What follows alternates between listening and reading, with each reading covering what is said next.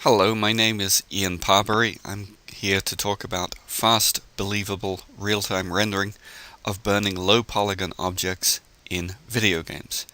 This is work by my PhD student Amarasinghe, who unfortunately couldn't be with us today, so I'm going to give the presentation for us. Now, that title has a lot of adjectives and adverbs, but what's it all about? Let's translate piece by piece. Now, the first word of the title is fast, so it must be important to this paper. But then again, fast is such a weasel word. It can mean different things to different people. So what do we mean by fast? That's one thing I'll get to in a moment. The next word in the title is believable. Because it's the second word of the title, it must also be pretty important, but you know, believable is a weasel word too. It can mean different things to different people. In fact, one of the referees wanted us to remove this word from the title, but we declined to do so because we think it's important. The next adverb in the title is real-time. Now, real-time means not offline. It means we have to do it while other things are going on, perhaps. We can't afford a suite of offline processes to deal with it, so that kind of nails down what fast is supposed to mean, fast enough to do it in real time.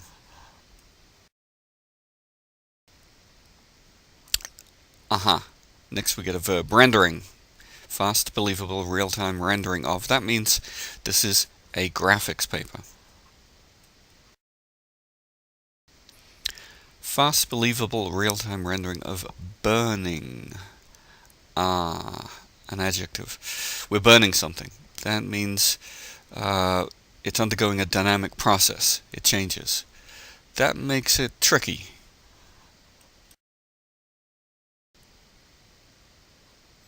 Fast, believable, real-time rendering of burning low-polygon objects. Now we're getting down to more details. The objects we're burning have very little geometric detail, which means we're probably going to have to fake that detail if we're going to get things burning believably.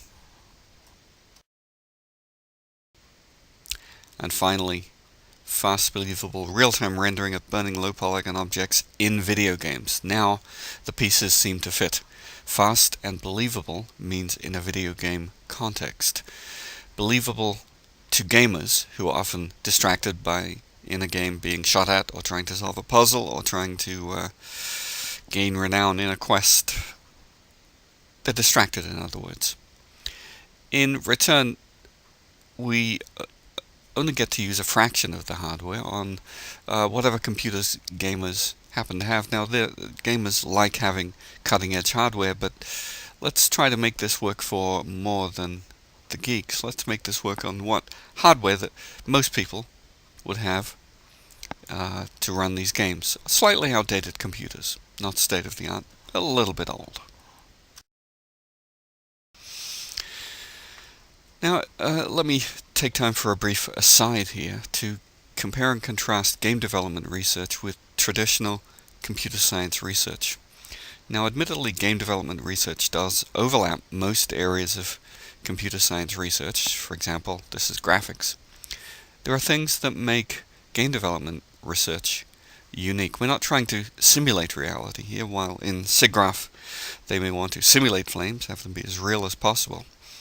Maybe so that you can make predictions about real life from virtual flames. We don't want to go there. We just want to emulate reality. That is, make it good enough to trigger willing suspension of disbelief in busy game players. Now remember the first law of computer graphics here. If it looks right, it is right. Now, while we're only emulating reality, we need to do it fast. We can't afford to use supercomputers or lots of hardware, or we've got to do it fast in real time on reasonable computers. So while at bottom right here, I think of computer science research as being the grey pebbles, very interesting, all slightly different. Game development research is a white pebble. It's a pebble, but it's got its own unique characteristics. An aside to an aside. One of my favorite functions is the sigmoid function. Now, sigmoids vary between 0 and 1.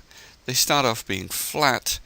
They go up exponentially. They tend to be linear in the middle, kind of what in the trade they call piecewise linear. Every small piece is very linear. Then it exponentially tends to 1. For the geeks, a sigmoid has the form f of x is 1 over 1 plus e to the minus cx. Now, why am I bringing up this seemingly irrelevant function? This function occurs a lot in nature. Almost everywhere you look, you'll see a sigmoid function. It applies to us too. I think it describes a runtime versus quality curve. Here we have runtime, here we have quality. Let's say up here we have 100% of our usage of the available CPU and GPU. Of course, quality can go on forever. So down here we spend very little effort, get very little quality. Here things ramp up, we get better and better quality for small increase in runtime. Up here you do a lot of work, get quite a bit of increase in quality and a small increase in runtime. So the game industry likes to play down here. They don't want to spend much in the way of computational resources on things like fire. So they tend to want to be okay with very low quality in return for very low runtime. The computer science community like to play up here with the latest hardware, with supercomputers. They want really good quality, and they're willing to spend all the CPU and GPU time on a computer, even a hot computer, to be able to do it. So they reason that, oh, in time, hardware will catch up with us. In game development, we don't want to necessarily play that game. It's a good game, yeah, but we want to know what can be done now in the next, say, 5 years. I think academic research belongs in this green area down here. Can we get a massive increase in quality for a small increase in runtime? Can we get it looking really good for less time? Now, for the game industry right now, this is too much runtime here to be able to devote to the topic, but maybe as hardware gets better, this curve, this line will go lower and lower down here. By the time things reach implementation, we'll be spending a nice small amount of runtime for a great increase in quality. Now, I should point out that we've done some prior work on this. Daniel and I had a paper towards fast, believable, real-time rendering of burning objects in video games at the 6th FDG conference in, I think it was in June or July of this year. Now, the similarity of the titles may lead you to believe that we're double-dipping, but in fact, these are two radically different papers. Now, I don't like double-dipping. I'm not trying to get double credit for one piece of work. That paper was towards fast, believable, real-time rendering of burning objects in video games, or a step along the way. This is fast, believable, real-time rendering of burning low-polygon objects. Low-polygon is the new part of this. So the results of that paper can be seen in this movie.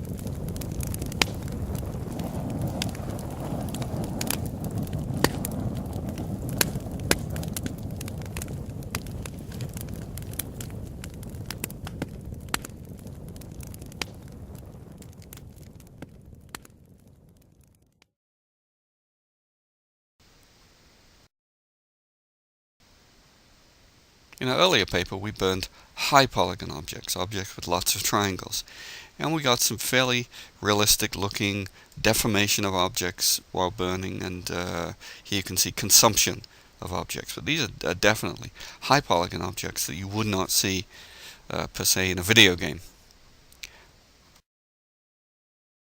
In video games, you see low polygon objects. At the extreme, let's consider a door or a crate with 12 triangles, a small number of triangles.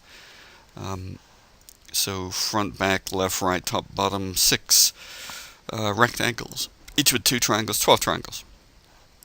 When you use that technique on this kind of object, it looks terrible, really terrible. You may also get objects with a larger number of triangles coming down to this level at when you factor in level of detail rendering. So it's important to be able to deal with this extreme case. So one obvious solution is use more triangles. Triangulate that door to the max because it's going to be burned, but that's not cost effective, particularly if you're going to be in a game where everything can be burned, just like these days. In most games, everything can be shot at. The answer, rather, we think, is use more triangles when you need them, which means we should use more triangles on the burning parts of objects, the ones that are burning. But this is a dynamic process, which makes it challenging to do fast. So what we're going to do is procedural triangulation. Taking this door with this triangulation, we are going to triangulate on the fly so that there are lots of triangles available around the burning area. Now there's a small roadblock here. I'd like to do this in a vertex shader. Now, one of the referees pointed out that we could use a geometry shader. That's true. I want to, at this point though, simply use a vertex shader because that's what most game players have available to them. It's only the newer graphics cards, DirectX 10 and 11, that have geometry shaders. Let's do it at the lowest level in a vertex shader. But vertex shaders can't create vertices. There's an obvious solution. Adapt the generic adaptive mesh refinement technique from 2005 to procedurally create the effect of additional vertices on the fly. That paper uses what's called an adaptive refinement pattern, or ARP, in which we have various levels of triangulation available to us in a vertex buffer to reuse as needed. So here's an example of our results at the ARP in use. We start out with this 12 triangle crate. We burn a hole in it, and you can see on the edge here we definitely need more triangles there, more than just 12 triangles to get this amount of detail. Now onto the hood. Around the edges of that burned area, we're going to use more triangles, and as you can see, we've embedded the ARP, in a sense, in the sides of this model. So a quick synopsis of our approach. We adapted the algorithm from our earlier paper to use with the gamer technique. Now, there are some tricky details at the edges where we combine them, but none of them are really insurmountable. There's more details in the manuscript. So we divide the burning areas into a deformation area, a combustion ready area, an initial heat boundary area, a virtual heat wave boundary where things are beginning to be heated up, and we find it easier to compute using barycentric coordinates. Alright, so it can be done, but is it fast? Did we end up speeding up the obvious solution of triangulating to the max? Well, we tried some preliminary experiments using CUDA on an NVIDIA GeForce 9800 GTS, a little long in the tooth. The frame rate seems to double using our method. So with 10,000 polygons fully subdivided, we had 84 frames per second. With our method, 165, a speed up of about 2. Likewise, the speed up for 15,000 and 20,000 polygons was about double. For some reason, we had a drop off at 50,000 polygons, We're not quite sure why, but we think with additional experimentation we can nail this down. So is it believable? Let's see a short movie of burning something.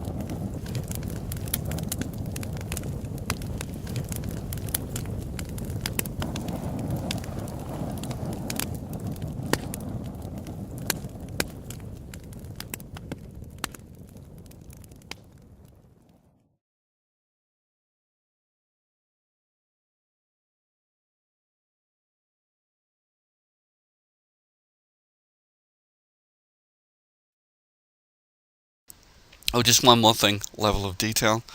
When objects are far away, they don't need as much detail. So what games do is have a level of detail system where they keep a model at, say, 60,000 polygons, 6,660 polygons, and when the object is far away in the distance, they use this, and as it approaches the camera, they use the more and more detailed models. These are usually created by artists. Procedural methods exist, but usually seem to need some tuning by artists. Now, can we incorporate level of detail? That's very important in our burning algorithm. Yeah, yeah, of course we can. Our algorithm allows us to implement level of detail by controlling the level of adaptive refinement. We simply pass the distance between object and player in the CPU, pass it to the GPU, and the algorithm can choose a higher level of ARP before rendering. So here we have what we would see close up, further away, further away, further away. We need fewer triangles back here to make it look reasonably realistic, at least to a gamer's sensibilities. So further work, clearly we need more experiments on different hardware. It might be cool to put it on a geometry shader. I don't think we'll learn much though. I'd like to optimize the triangle count. We're speeding up by a factor of 2. Can we improve that by using not quite so many triangles? Why does speed up drop at 50,000 triangles? I'd like to know that. And we are working currently on generalizing from shell models to solid models, so we can burn not a crate that's hollow, but say burn a candle and have it melt as well as burn and triangulate at the same time. So thank you for listening. Daniel and I have home pages. You can find more about us there. Our email addresses are in the paper. You can look up my lab, UNT Lock, on Facebook. I'm also on Facebook. Friend me if you wish. Daniel is too. So for more information. And we have a web page for this paper that has more details. A copy of the manuscript, color, more detailed color images, and movies. Thank you for your attention. Are there any questions?